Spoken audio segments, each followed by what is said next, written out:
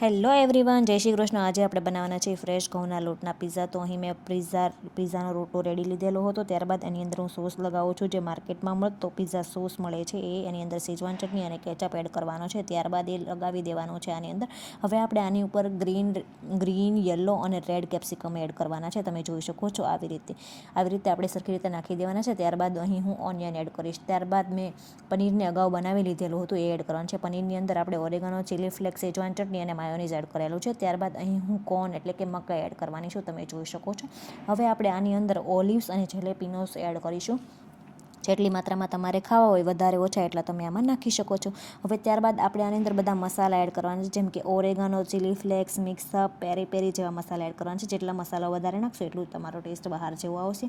હવે આપણે અહીં છીણેલું ચીઝ લેવાનું છે. મેં અહીં અગાઉ ચીઝને છીણી લીધું હતું, જે કે મેં અહીં અમૂલનું ચીઝ લીધેલું છે. મેં અહીં સાદું ચીઝ નાખેલું છે. તમે મોઝરેલા ચીઝ પણ આમાં મિક્સ કરીને નાખી શકો છો, તાકી સેમ ટુ સેમ બહાર જેવો આપણો ટેસ્ટ આવે. જોકે આમાં પણ આવે જ છે. મેં અહીં વધારે ફૂલ ચીઝ નાખેલું છે, તાકી આપણો ટેસ્ટ બહાર જેવો આવે. તમે તમારી રીતે મોઝરેલા પણ એડ કરી શકો છો. હવે આપણો પીઝો રેડી થઈ ગયો છે. હવે આપણે આને શેકી લેવાનો છે. શેકાઈ જાય ત્યારબાદ રેડી છે તમારો બહાર જેવો ચીઝી પીઝો. તો આવી જાઓ ફટાફટ બધા જમવા માટે. And thank you for watching guys.